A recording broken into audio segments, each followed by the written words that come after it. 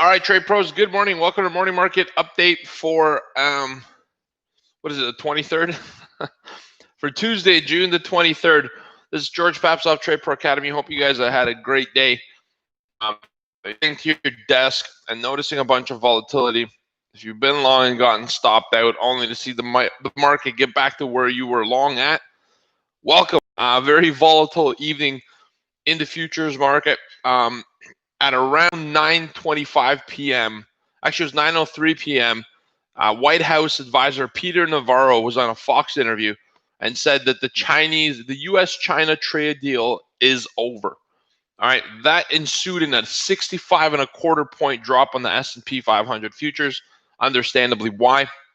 All right, and then markets quickly recovered the full loss. All right, and then now we're even higher. I'll tell you why in a moment. On a tweet by Donald Trump that said the deal is fully intact, and Navarro's comments were taken wildly out of context. All right, so huge dump and then massive pump to get right back up.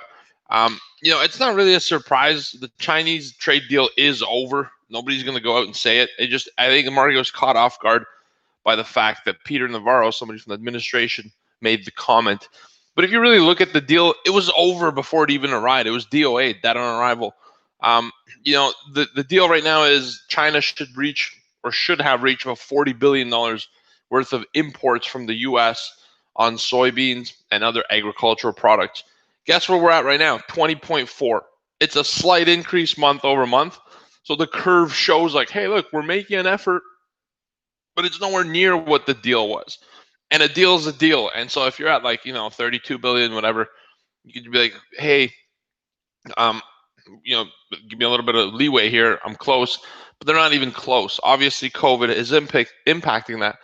All right, there's supposed to be $150 billion worth of agriculturals purchased from the U.S. on China's book by the end of the year.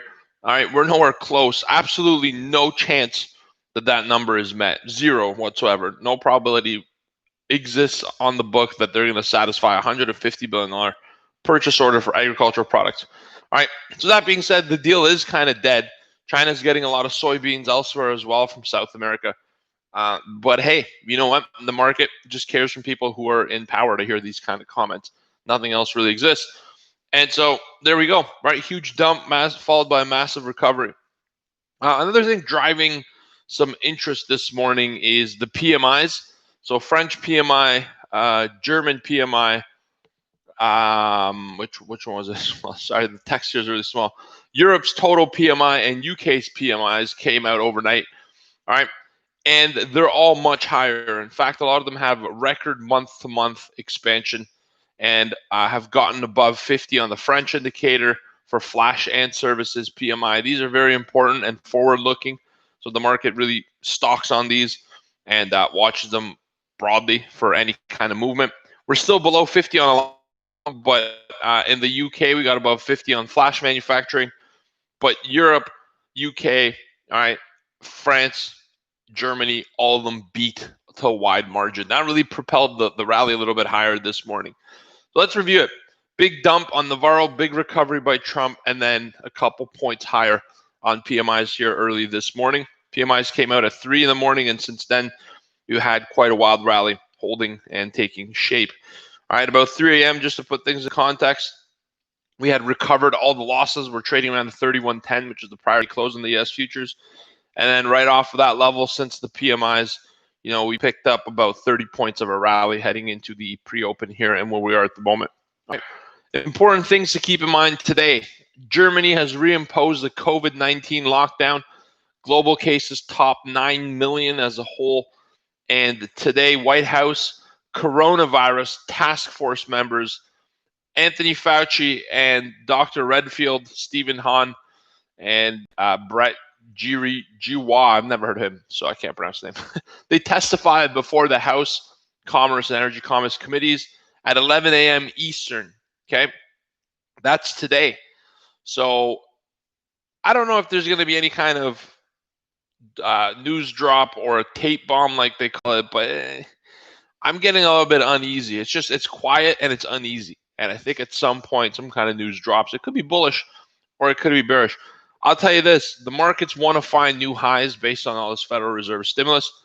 I think shorting them is fighting it, but I also think at this point, you know, you almost have to be short, at least to try a little position. I have some feelers out. I have the feelers out on triple Qs and the SPYs, and they're down a little by this point, but I expect it to take a little bit of heat on them, and I could add at any point, which is why anytime I put a little bit of counter trend position on, I start small and work it to be bigger position when I'm profitable. Only then do I add. Problem is sometimes people will say the market's going up, say I want to short. There's nothing wrong with shorting it on the way up. Just don't lose your head doing it.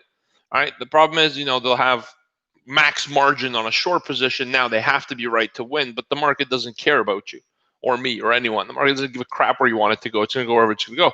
Best way to get into these kind of counter trend positions is start small. Rather than getting stopped out once on a 5 lot, get stopped out 5 times on a 1 lot, trying it higher each level. Gives you more bullets, more ammunition. All right, pro tip right there. That's what we got. We are trading at the R1 this morning on the overnight high. I think we get a little bit of pullback on this morning's news. You have at 9:45 the PMI composite flash numbers for the U.S. Super important, 15 minutes after the opening bell. Top of the hour, new home sales and Richmond Fed manufacturing. Really, you can see there's a lot of news-driven data right off of the open up until about top of the hour. All right. In Asia, Japan, Hong Kong, China, India up. In Europe at midday, London up 1.3, Paris up 1.6, Frankfurt 2.5%.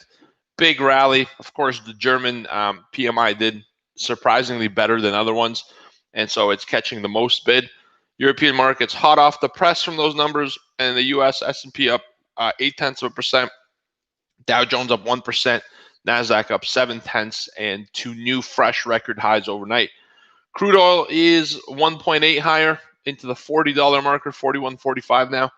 I haven't pulled the latest quote. That's as of recently, but we could have had a move. I don't have the oil open yet because our oil desk hasn't done an update, and that's when I usually open it. Gold up 0.3%, 1772, quite a bit in gold in the last 48 hours. Bitcoin's up 2%.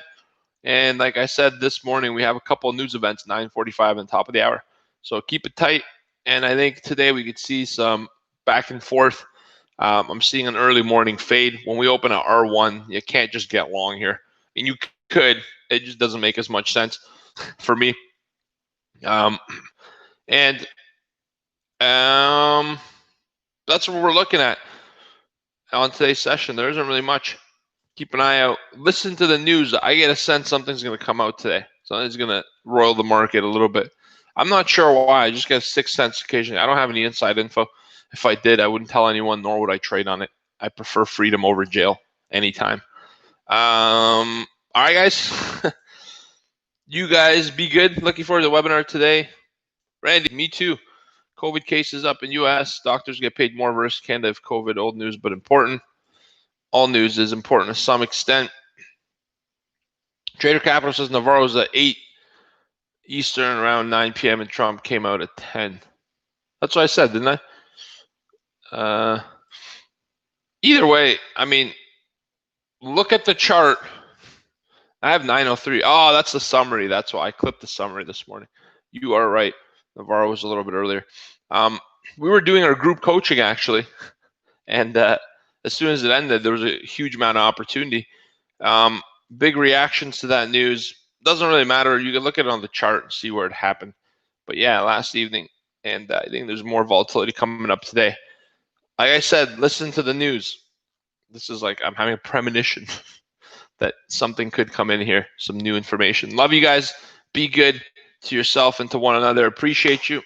Thank you for coming out, for being part of our group, and for morning market updates. You guys are a big reason they're so successful. Love you all. Be good. Love, joy, and happiness to you and your families. Peace out, and I'll see you tomorrow. Take care. Goodbye. Boxy, let's talk oil. Let me stop the screen share and get you going. Set up some levels. And let's crush it today, brother, man.